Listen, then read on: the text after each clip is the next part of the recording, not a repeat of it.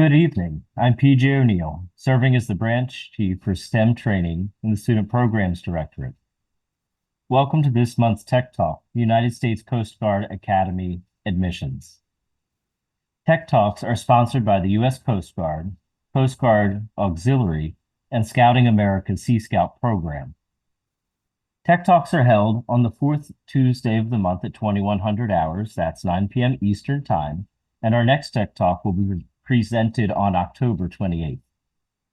Just a reminder, tonight's Tech Talk is being recorded and will be uploaded to both the Sea Scout and Aux Scout YouTube channels. Please subscribe to either YouTube channel and share with your shipmates who could not join us live tonight. The recorded Tech Talks make for excellent training for your Sea Scout ship or auxiliary flotilla. So again, please like and subscribe so that you don't miss out on the excellent, high-quality, on-demand training.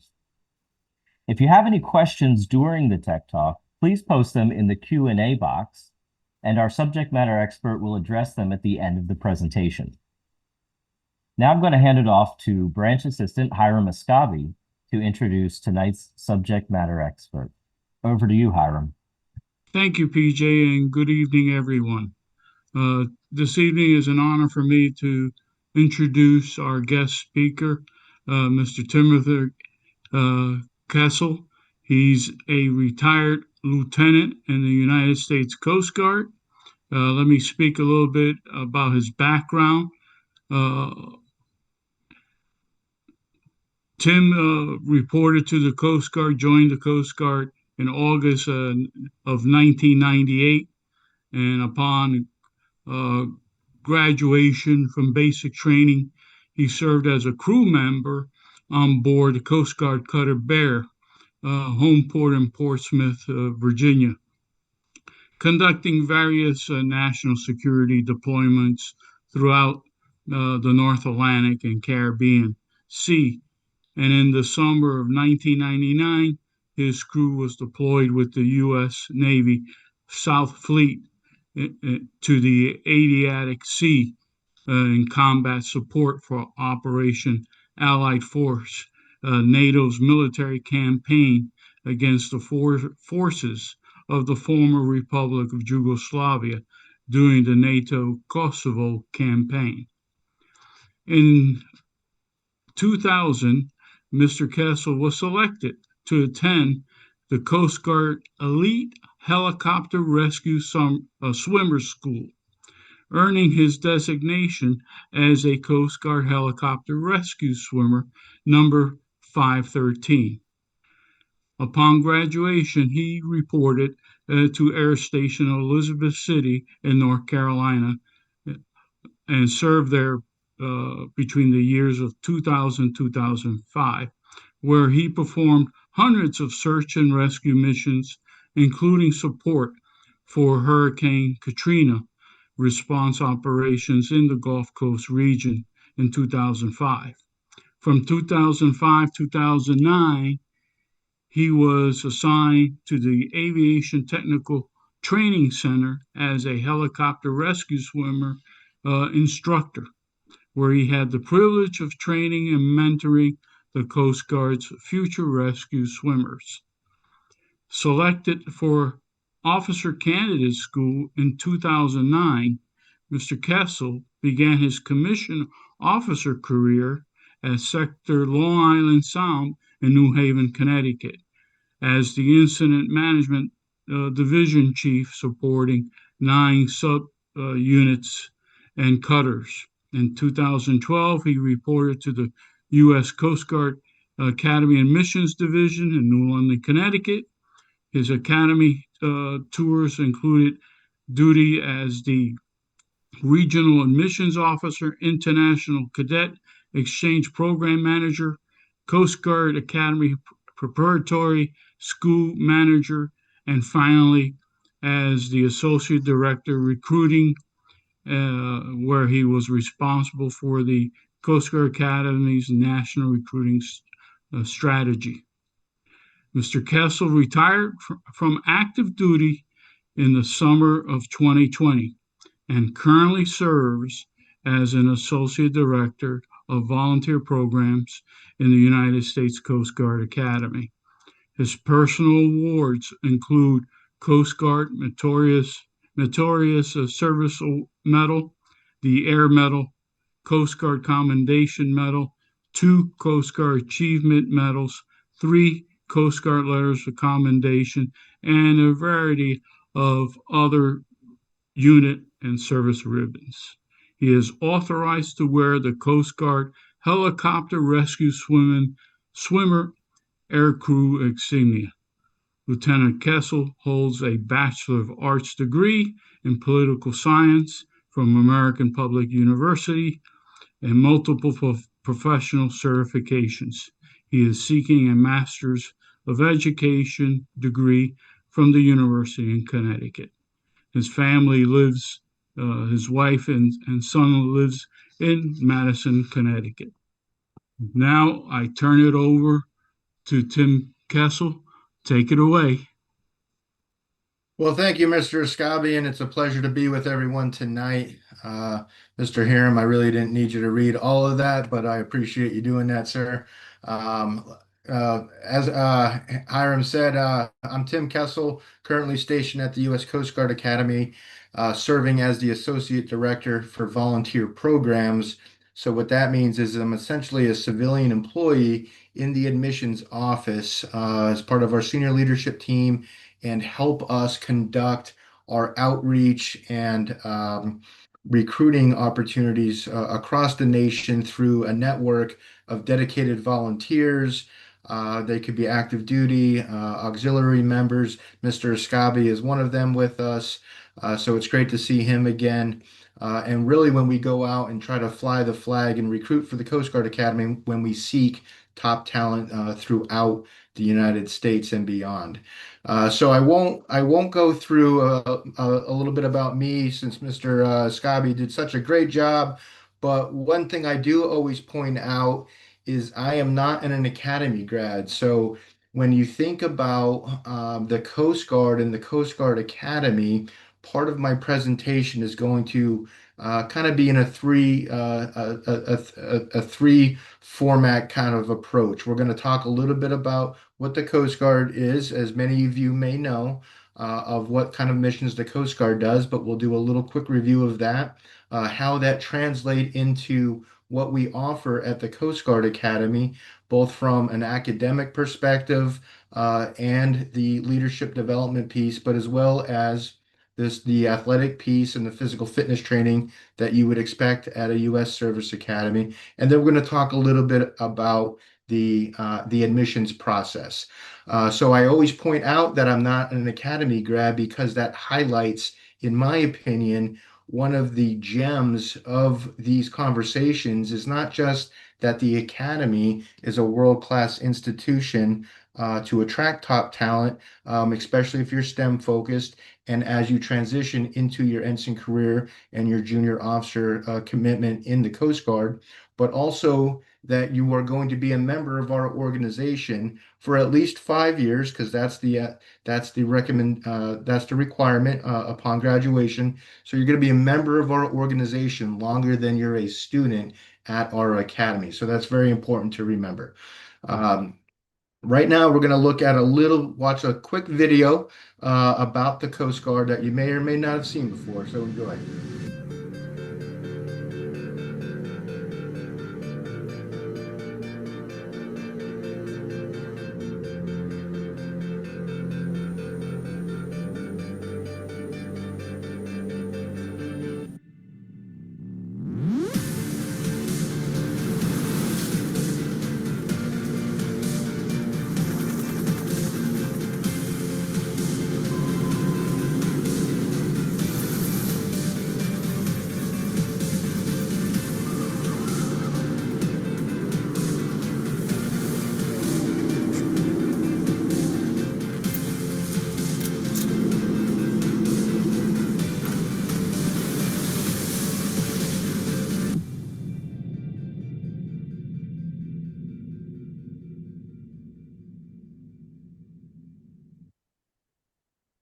So one of the reasons I like showing that video is because it puts into a visual encapsulation of all that the Coast Guard does. As you may know, we are one of the sixth armed services now, with our sister service, Space Force, joining the Department of Defense.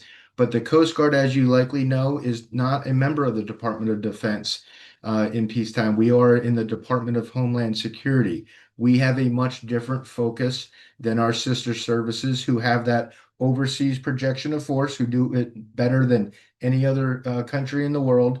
But the Coast Guard, with its 11 statutory missions, we are more focused on the domestic protection of our shorelines and the humanitarian aspect of how we conduct our services to the citizens of the United States. Many of them you may be familiar with. Obviously, my background as a helicopter rescue swimmer when I was enlisted, that focus was search and rescue. Many folks understand that the Coast Guard does drug and migrant interdiction. You're seeing that mission come to the forefront of the national attention based on current circumstances throughout the world. Many folks may not know that the Coast Guard has the only active icebreakers in the U.S. fleet. So the Arctic is an emerging environment with a rush to resources and posturing for control and kind of calling the shots in that region. Obviously, the marine environmental protection aspect that the Coast Guard does, and there's many more. So when you think about the Coast Guard and about you dedicating your talent to it, many folks that are in the Coast Guard stay in the Coast Guard for longer than their initial commitments, whether that's enlisted or after the academy. We'll talk about that. But the job satisfaction, the quality of life that you experience in the Coast Guard, knowing that you're making an impact within the communities that many of you and us live in, that contribution goes a long way when you're looking at how you're impacting those around you and what you're dedicating your talent to. So the Coast Guard itself, in my opinion, is a gem, and is one of the main reasons why folks are even interested in the Coast Guard Academy. About how do you get involved in that? How do I approach my higher education career, which many of you are approaching now, and you're going to have many options as you progress through your academics and your high school career. Some of you may even be a high school graduate already and are looking for a continued opportunity within the college domain. We'll talk about that for you. But the Coast Guard Academy is one of the premier ways that you can become a leader within our armed service. I'm going to show you another quick video just to kind of highlight some of the Academy's missions. Welcome to the United States Coast Guard Academy.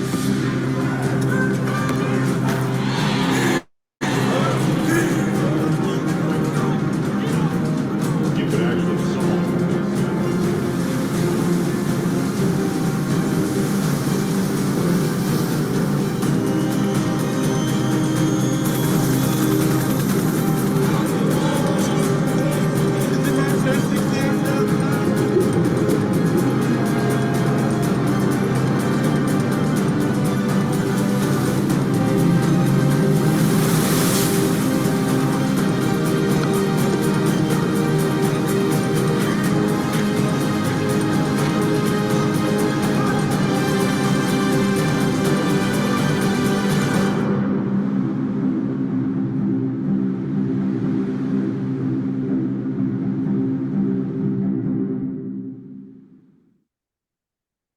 So a little bit about the Coast Guard Academy itself. We are located in New London, Connecticut. If you're not familiar with where we are on the map, we're in New England. So the New London, Connecticut is about halfway between New York City and Boston.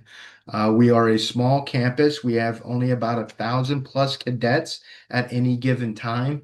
To put that into perspective, with some of the more well-known academies such as West Point for the Army, the Naval Academy for the Navy, Air Force Academy, obviously, for the Air Force. their incoming class is usually around probably 12, 13 to 1400 students per class. So one incoming class is larger than our entire cadet corps at the Coast Guard Academy. The other Service Academy, Merchant Marine Academy, which more closely aligns with the size and structure of the Coast Guard Academy, is about equal in the size of the cadet corps. So we only mention that so that you kind of have an understanding of that it is a small college when compared to other higher ed opportunities throughout the country. It is one of the five federal service academies. We have representation in the cadet corps from all 50 states and over 20 nations through our International Cadet Exchange Program. We have usually around 60 40 split with male and female representation in the Corps. 85% of them were in the top 25 percent of their class. So it is highly selective. Usually the selection rate is anywhere between 15 and 18% of our applicants on a given year. 80% of those students were a high school varsity participant in their high schools.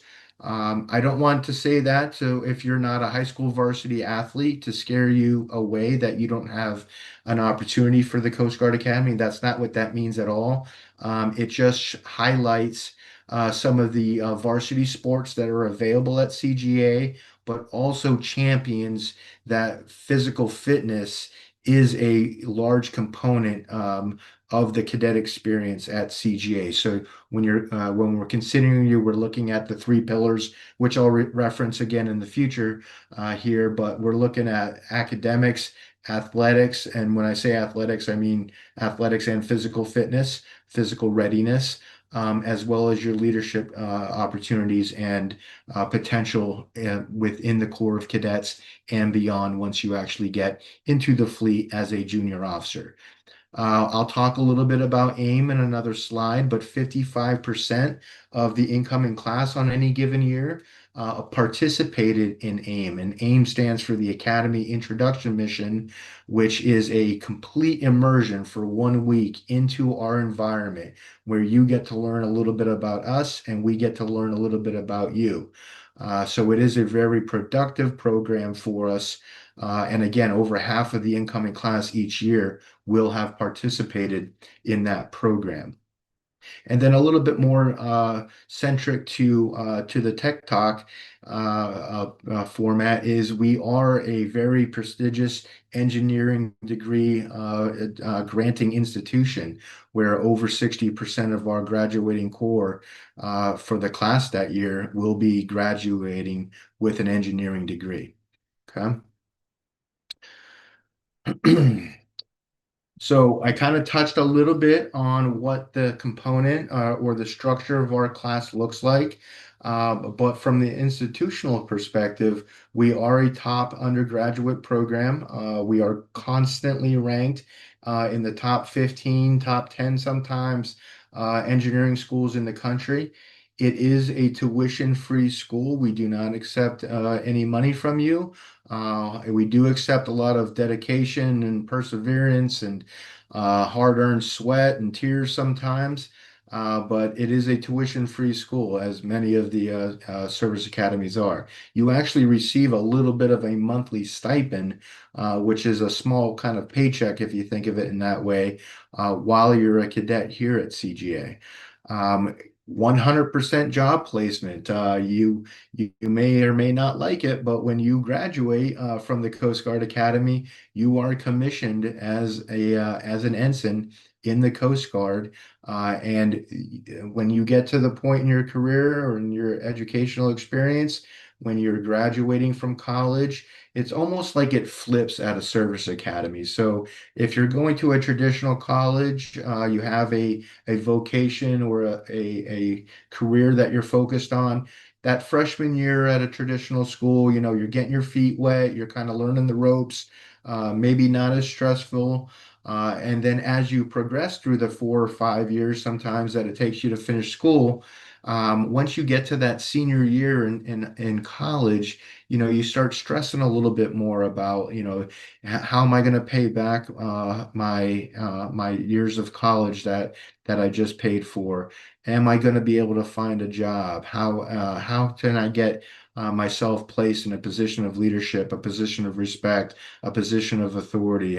How do I find some place that's going to challenge me both mentally, physically, spiritually?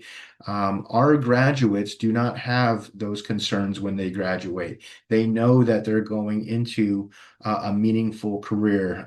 They will be making, in my opinion, a very handsome salary for a young 21, 22-year-old entering the job market. So we say in the beginning of Swab Summer here that it's a little stressful than your peers might be experiencing in their first year of their college experience, but those that are dedicating themselves to a service academy environment are going to put a lot of that work up front. And if they make it through their freshman year here, which many of our cadets do, we have about an 82% graduation rate at the end of the 4-year program.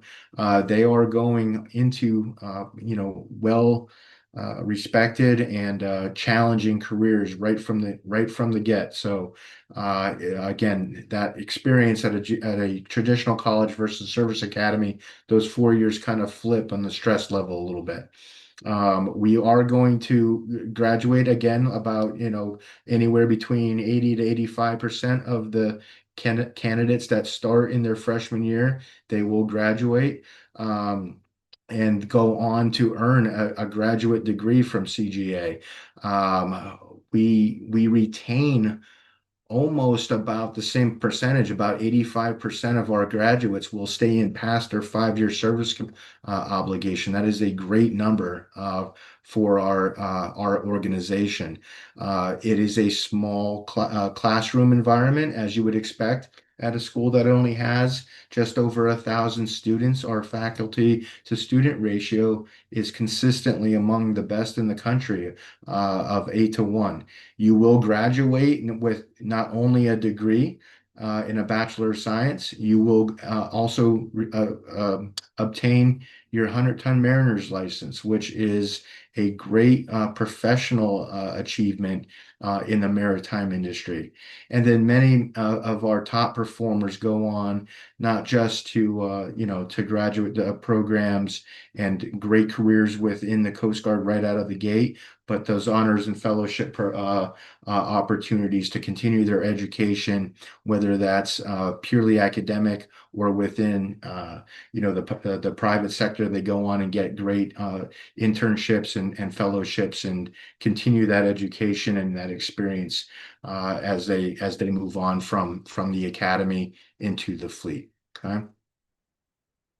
So I kind of touched a little bit before on the 3 pillars, and this is what I'm going to talk about from an academy perspective on if we are out there advocating for who should consider a service academy, or if you're a little bit younger yet and you're trying to think to yourself, how do I prepare and position myself to be a competitive applicant and a candidate for the Coast Guard Academy or any of the service academies? I don't think anyone that works at the Coast Guard Academy tries to not encourage students who have that baseline of service in their blood to not consider all of the service academies and try to find that right fit for you. But we really base it off of 3 pillars. So the academic piece, we'll talk a little bit about the challenging coursework that you're looking for or that we're looking for in our applicants. And what I mean by that is, opportunities are not equal across the country and in different environments, but taking advantage of the opportunities that are available to you in your current environments, in the school that you're in, that is universal. So we want to see that strong STEM foundation because, as I mentioned earlier, we only confer Bachelor of Science degrees.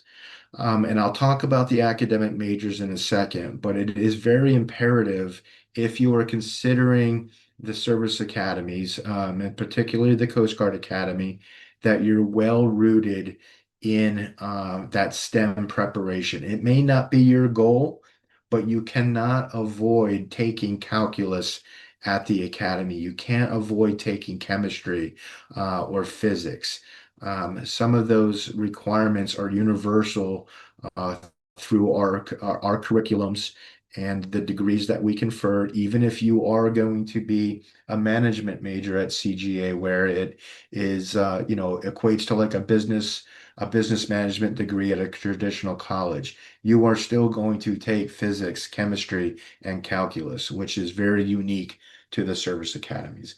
We're going to look for strong leadership in your background. Are you a go-getter? Are you someone that people can count on? Do you have a strong foundation in responsibility and seeking to make an impact in whatever you're involved with back home or in your communities?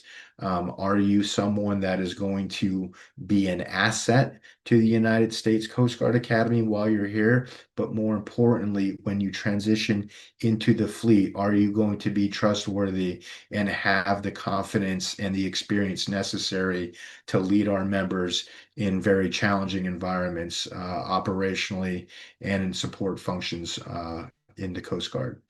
And then I talked a little bit about the athletics piece, where I want to make sure that you understand you don't have to be, the best player on a team in school or participate in something just because you think that you have to be in a sports team. We do seek those opportunities that students are bringing to the academy because we provide those opportunities as an institution. But organizationally, it is more important for us to have someone that is very physically active, can take care of themselves and others, sometimes in stressful situations.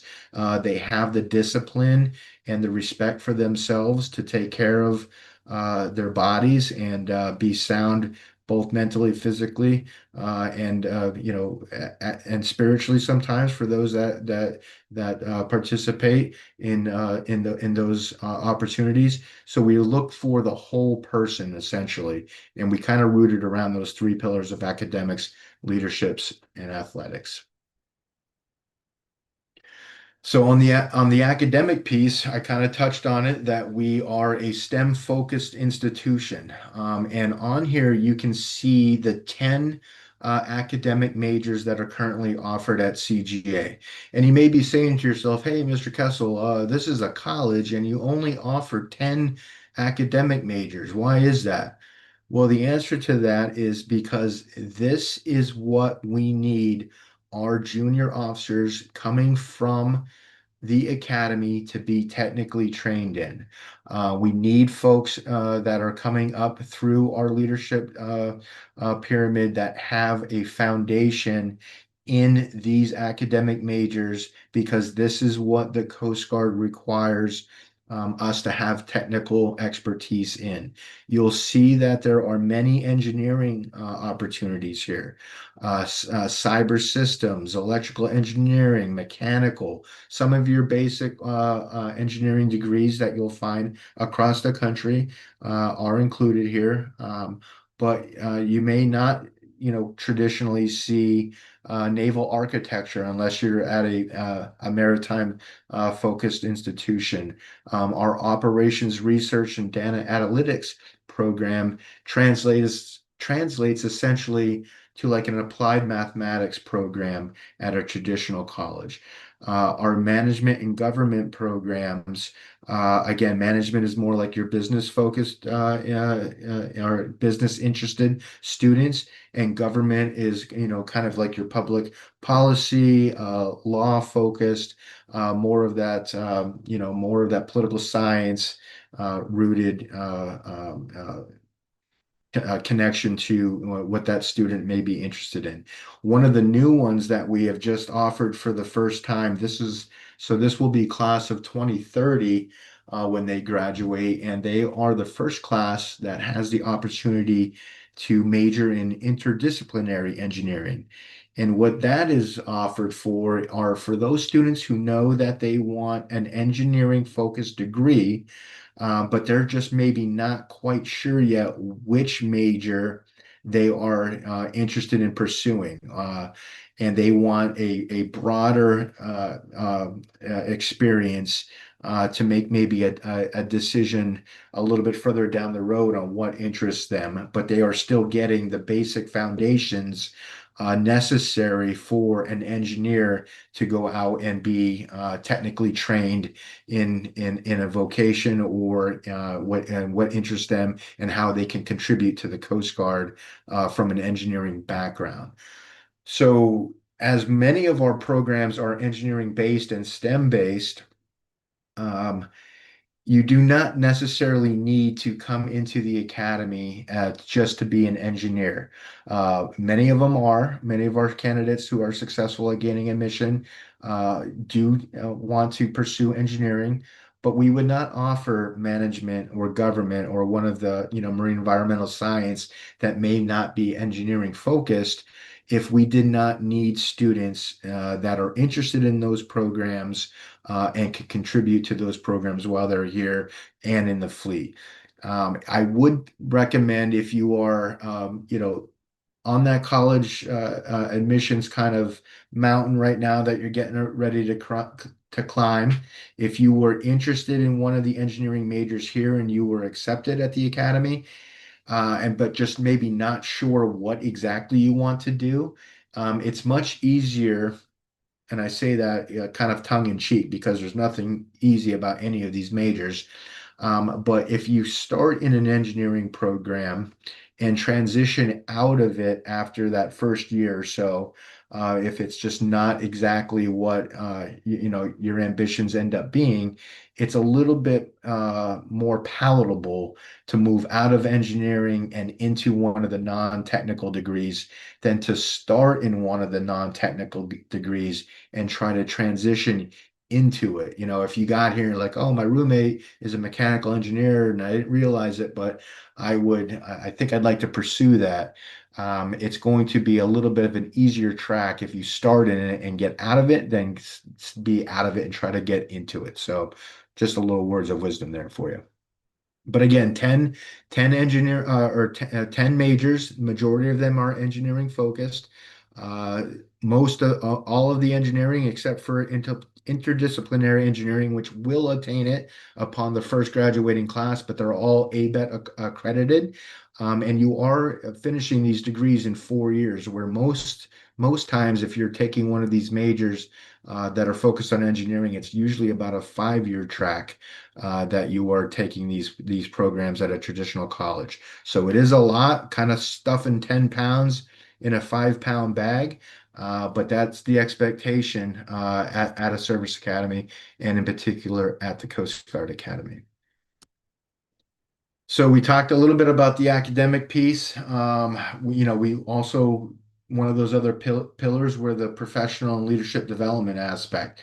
So when we say all domains, all 4 years, and you learn by doing, we're trying to develop that whole person aspect of the cadet. So in the domains, the military, the academic piece, the professional piece as a professional officer, a professional coastie, the athletic piece. We'll talk a little bit about athletics, but again, athletics means physical fitness. And of course, the social aspect. It is a college. You are going to a 4-year school, and we're not so far different from other academies where there's not a social aspect. There definitely is. And if you talk to any cadets that graduate, while it may be a little different in how you do it, it's still very important to the academy and that cadet experience. So you'll see in the all 4 years there, we talk about how you transition through the professional development piece here. When you get here, we talk about the theory piece. You're studying what it means to be a follower and then a leader. You get into your third class year, which is your sophomore year, and you start putting into practice, and then and that experiential aspect of developing yourself through your own leadership and professional development. when you get into that second class year, you start analyzing and reflecting on, as I've put this into practice, as I have experience with my own self on how I am influencing others, how I'm conducting myself. Then you get into that first class year, which is your senior year. Now you are leading the core. You are kind of that model for the underclassmen to really base their actions and their expectations and projecting to them what it means to be on the cusp of graduating from the Coast Guard Academy and being a junior officer in our organization, being an ensign out in the fleet, and you start kind of conducting yourself and seeing yourself in that role, and you again become a role model for the underclassmen. We learn by doing. I think one of our slides coming up is going to show us a little bit about Eagle, and we talk about waterfront. We talk about the summer experience and the cadre experience. And it's really just an opportunity to put, again, what you're learning into action. So again, you're not coming here just to study whatever academic major you are interested in. That's an expectation that you do well in that. The other piece is that you are developing yourself concurrently as a future leader of our organization through the cadet opportunities that are here and the expectations that are placed on our cadets to lead self and lead others. Once you learn how to lead yourself, you can start, even considering being able to lead others. So we really try to get you to think in that regard about your own self and about your own opportunities, and then again, how you project that into the underclassmen and how you are going to conduct yourself once you get into the fleet. So I think the next slide is a quick video on Eagle, and we'll take a quick look at her here quick.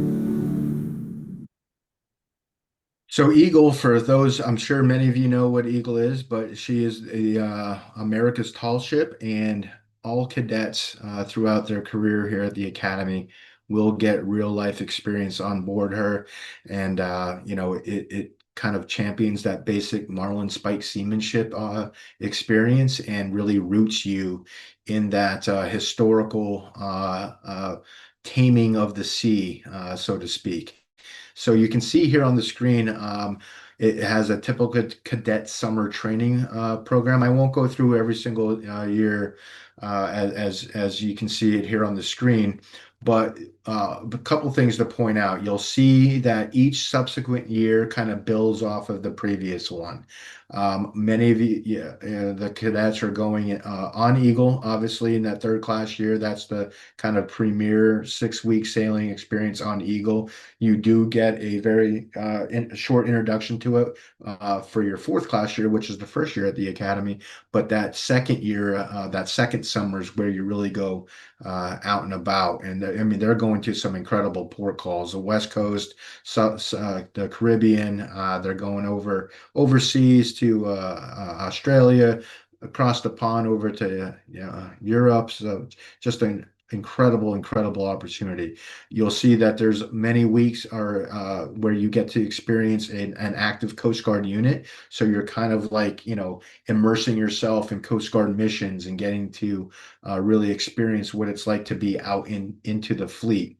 In the second class year, you're also, whether you want to fly or not, you are going to CATP, which is aviation, and getting to see that side of the what the Coast Guard does. You're going on the coastal sailing program, which is pretty much a 44-foot sailing yacht with it's like 6 or 7 cadets and maybe like one safety officer, and you guys are in charge of all of the voyage planning, the preparation, the navigation. So you pretty much get the keys to a 40-foot yacht sailing vessel and told to bring it back in about 2 weeks. So it's really cool. And I don't want to freak you out about the summers because, feeling like you're never going to get to go home during the school year or in the off season, which would be the summer for traditional college. But you do see there that you get 3 weeks of personal leave where you can go home and see family and friends. We also follow a very traditional academic calendar here at the academy. So, your Thanksgiving, your winter break over the holidays, but a lot of that is earned privileges and not an expected opportunity. So that's the one little caveat I'll throw in there for you. But there are great internships and opportunities when you get into that first class year where you're going out into the private sector. You're in some incredible opportunities within the military itself, within government offices and agencies. So again, I kind of talked about what the Coast Guard is a little bit. A lot of times we operate as a federal agency in a lot of our missions, more so than an armed service. So that interoperability with other government offices, other opportunities within the military itself. It is a great opportunity when you are in that first class year to really kind of get out there and see how much the Coast Guard does with other agencies and with other military services throughout the country. So a lot of great experience during the summer. This I won't go through these piece by piece, but you can see what varsity sports are offered here at the academy. We are participate at the D3 level. So what D3 means is it's obviously it's college sports, but it also gives you the opportunity to continue playing the sport you love, where it maybe does not consume your experience as maybe some of the D1 opportunities do at some of the larger schools. So still very competitive. That's not an expectation, but it does help if you can contribute to our academy and the opportunities here. Again, only having 1,000, maybe a little under 1,100 students in the Corps at any given time, and offering that many varsity sports, you can kind of see how there's such a large percentage of the incoming class who are varsity level athletes that are coming in year over year. There's also many clubs and recreational and intramural sports that you can get involved with. And you have to be involved while you're here. You have to participate either in an intramural or a sport affiliated credit at a 2 out of the 3 seasons while you're here. So either fall, winter, or spring, you will be involved in something that has a physical component to it. Okay. So we'll kind of get to what the eligibility looks like here. So you have to be a U.S. citizen of sound moral character. All right. So we want folks that are representing themselves, their families, their communities at a very high regard before even being considered to be a Coast Guard Academy cadet. You can't be married and you can't have any dependents or financial debt coming in because you're going to be really immersed. You really don't have the ability to have other obligations outside of the academy while you're here. So 17 to 22 years of age, So, if some of you are already graduated, maybe you're in your first year of college, or kind of took a gap year or finding your way, there is still an opportunity up till you're 22 years of age on July 1 of whatever entry term you would be coming in from. I would say anywhere from about 90 to 92% of an incoming class are going to be graduating their senior year of high school, but we do have some folks that are in their freshman year of college already, or maybe even 2 years of college. We've seen it before where they just really want to be. They found out a little bit late that this was the right place for them, but they still had great academic background. They were still out there being a rock star at whatever institution they're currently at, or they took a gap year and did something that was very important to them, and now they're ready to go to college. So it's not a one size fit all. Again, majority of the students are going to be coming out of high school who have just graduated, but it's not everyone. Okay, and you have to have your GED or your high school diploma to be eligible. Okay. So this is just a quick little overview of some of the key dates. They're pretty standard. The application itself is 100% online. One of the biggest caveats and differences between us and our sister services is you do not need a congressional nomination to the academy. If you're not familiar with that, what that is wherever or district that you currently live in, you need to be nominated by a member of Congress, whether it's your state or your district representative, or maybe a senator. There's many ways to get a nomination. Couple different hoops to jump through for that. For us, you do not need to obtain that. So again, a little bit more streamlined. It's almost like you're applying to a traditional college in the way that our application process for admissions is set up. You do need some basic information. There's 2 personal statements that are required, 3 letters of recommendation, and that's going to be a math instructor, your English instructor, and your guidance counselor.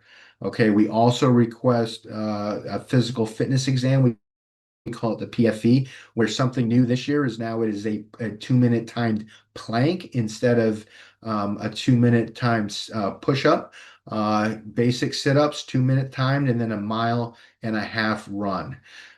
We are also going to ask for standardized test scores. We are not test optional at this time, and we recommend that you take them early and often. So I have the word super score there next to SAT or ACT. What that means is if you take 2 or 3 SAT tests, we will take your best math score and your best critical reasoning score, your best English score. We will take those and super score them, which means we'll take the highest one even if they're from different test dates. We will not combine SAT and ACT. So if you took SAT and ACT and you got a better math score on the ACT, we will not combine that with your reading score from the SAT. So something to be aware of. There's also an optional interview that may be conducted if requested by admissions.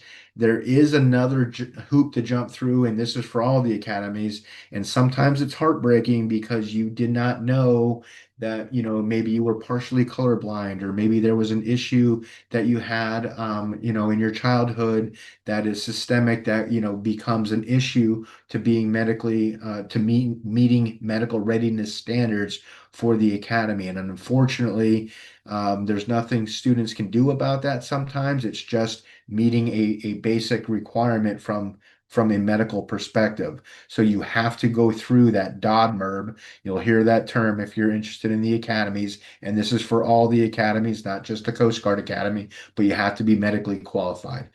We offer early action and regular admission decision deadlines. So that early action, if there's anybody here that is in the process right now, that submission day is October 15th. So that's coming up in about 3 weeks.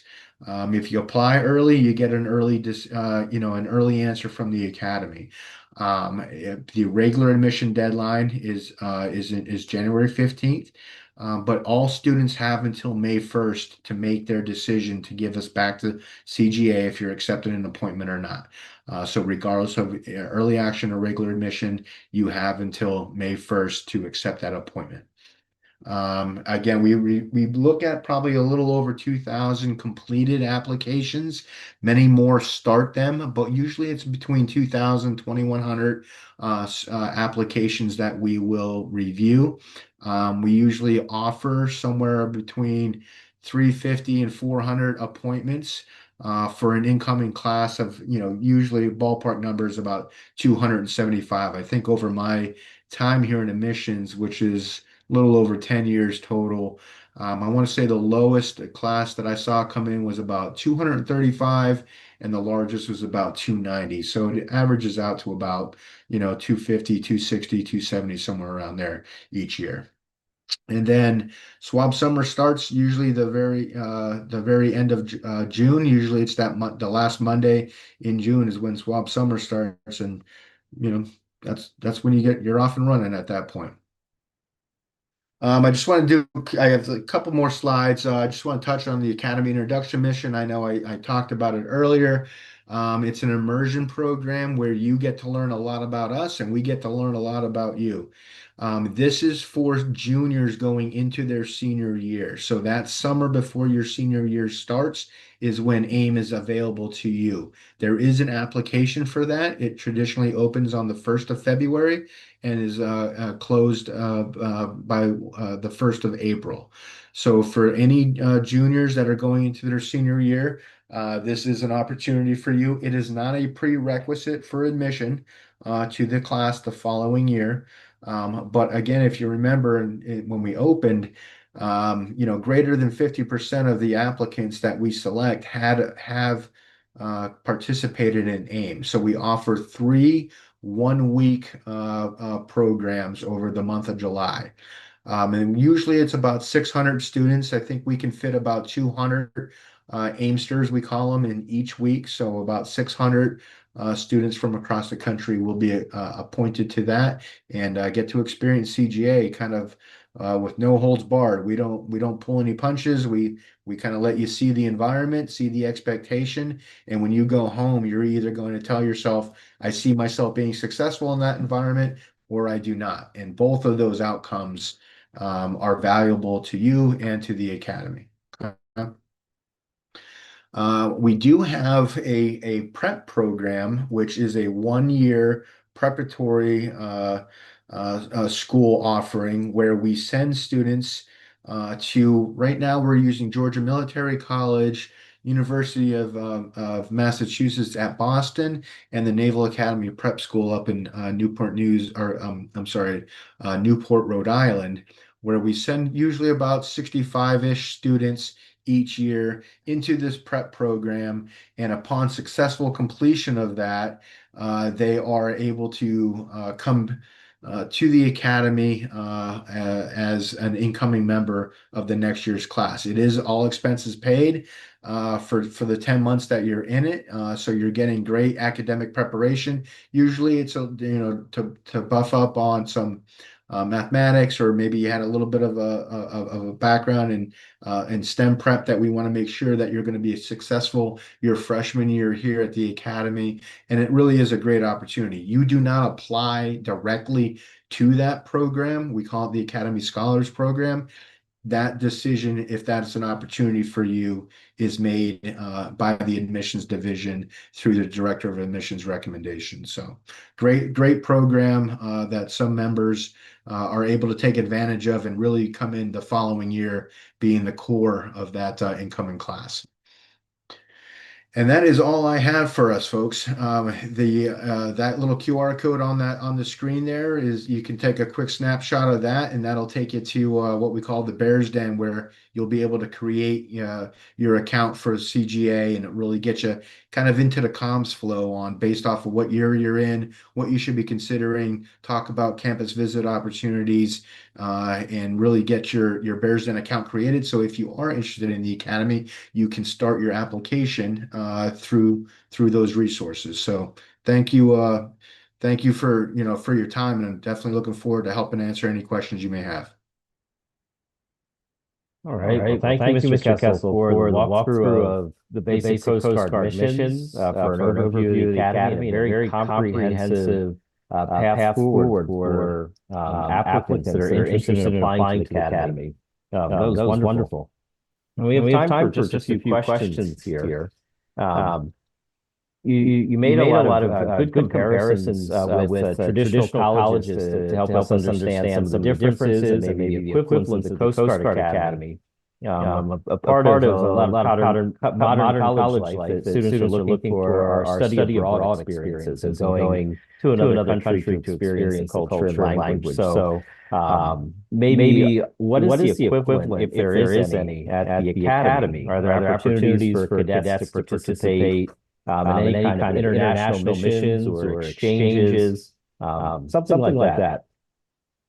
That's a great question, and we do have those opportunities. And while I would not say that they are widespread and universal throughout the class that you're in, usually you're going to see the first year, your first class year, which is your senior year at the academy. Some of those study abroad opportunities to come into play. We do not have a standard exchange program where I would say it's international exchange with us going to other academies or to other nations' academies or traditional colleges, so to speak.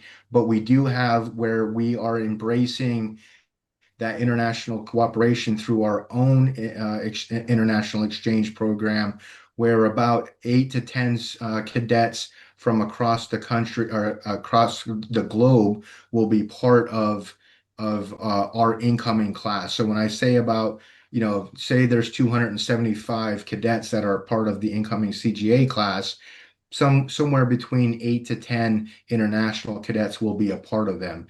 Where I will say that you'll get a lot of that international experience is in your summer training opportunities when you're going across with Eagle or in your capstone or your missing the word right now. Your internships. I was having a man block there. Your internships would have a lot of opportunity for international cooperation and that interoperability throughout that kind of experiential learning. But from that aspect, I would say yes. But from a complete, you're gone from CGA for a semester and you're over in another country. It's not the same as a traditional experience at a different college. We do have the inter-service academy exchange program where students from CGA will do a semester at like West Point or the Air Force Academy or the Naval Academy. So there is opportunity to get off campus and immerse yourself in other learning environments. So I would say yes and no, if that makes sense. Yeah, sure does. Our next question comes from an attendee who is currently a senior working on the essay, the application process. And the question is, any tips on the essay application process? Well, I can't tell what essay you're referring to, but here's what I would say about the essays. So the application is full of a lot of questions and answers that the applicants submit. The essays are really the applicant's opportunity to add a little bit of gray to the very black and white application where we're just asking for input. So my recommendation for essays is to show impact, is to show passion, is to kind of highlight when Mr. Kessell reads your application in a few short weeks, hopefully, is like, wow, this is really one of those 275, 290 students that we need here at the Academy. And what I'll say, I'll frame it like this. If we're talking about the leadership aspect and you just simply say, I'm the team captain of my whatever team, my swim team or my baseball team or the cheerleading team. And that's how you articulate your leadership kind of experience. That is not going to be impactful. If you talk about I'm a team captain, and here's what I've learned. I have experienced, the struggles with peer-to-peer leadership. I understand the importance of communication and building relationships. I have been experienced and thrust into conflict resolution. Now you're kind of starting to talk about the outcomes from these experiences instead of just being a participant in a particular environment, and you think that's what we want to hear. So if you can get a little bit higher level and talk about, action result impact, it's the old OER bullets. What you did, what was the outcome, and what did you learn from that? So if you can self-reflect a little bit on your experience and talk about how that has contributed to your potential to learn even more and to impact others further, now you're really starting to get to the essence of what we're trying to get at there. It sounds like excellent advice. Maybe we have time for one more. I'll see if any other questions appear in the Q&A function. But if not, obviously you've given a lot of good information for interested applicants to try and get into the Coast Guard Academy the first time around. You talked about the preparatory school for that might be an offer made by the academy as a pathway to eventually get into the academy to beef up on academics or other aspects. What would you say to an applicant that really does have that heart for service and they don't get selected? What kind of advice would you give to them? Well, I'm going to give you a personal story real quick because that's me. I applied to the class of 2001 when I was a senior in high school, and I was not selected for the academy. Come to find out, you need to be a little bit better in mathematics than maybe I was back then, and I've learned that aspect many times over, being in the admissions office for this long. But I go back to in the beginning when I championed the organization, right? So I knew that the Coast Guard was something that was worthy of my best efforts. Now, whether I wanted to continue education in some other format, there are great other commissioning sources within the Coast Guard. I'm a product of Officer Candidate School, but I was enlisted then when I went through that. There are opportunities for you to go. There's a lot of great schools. A lot of schools are getting a lot of great kids and a lot of great talented students because we simply don't have the rack space here at CGA to bring them all in. So I would encourage them to, if education is your goal, continue that wherever that best fit may be for you. You can reapply to the academy. I know you mentioned that, but my recommendation would be if you have that passion for service, and you think that best fit is in the Coast Guard, continue pursuing your Coast Guard, your Coast Guard dreams, and that path to being an impactful leader in our organization is going to be different for everyone. But the organization itself, again, is the gem in my opinion, and the academy is one way of getting there and getting those opportunities, but it's one of many. So don't let someone else's answer maybe derail what your ambitions are. Go to school or go, enlist, go and find where those opportunities are to gain a competitive advantage, to be either to reapply or to be a leader in our enlisted ranks. And maybe, you move through the ranks. I wouldn't have been able to be a rescue swimmer if I was selected for the Coast Guard Academy when I applied. And in retrospect, I don't think I would have given that up for anything for that experience and opportunity to be, in my opinion, among some of the best men and women the Coast Guard has to offer. So there is a path for everyone if you're passionate enough to pursue it. Well, I don't think there's a better way to wrap up this tech talk than your personal answer to all those that may not succeed with admissions to the academy the first time around. And we heard your professional biography in the beginning, and it is Lieutenant retired. Mr. Kessell has had a long and honorable service and sounds like a very successful and fulfilling career. So I would highly endorse your advice, sir. All right, I do want to mention quickly that my honor. I do want to mention quickly to any Sea Scouts that are in attendance or are viewing the YouTube video that while not a guarantee, but for many years, the Coast Guard Academy has reserved several billets for Sea Scouts during the summer AIM program, and several billets aboard the Coast Guard Cutter Eagle for the summer sail for a shorter leg of the cruise. So look forward to that information coming out in the winter of 2026 on how to apply for those channels for specific billets that may be reserved for Sea Scouts. Again, I want to thank you very much, Mr. Kessell, for sharing all of your expertise and your advice and ending with your personal insight. Very useful information, and good luck to all of you that may be applying to the Coast Guard Academy in your future. That's it for tonight's Tech Talk, and we hope to see you again on October 28th.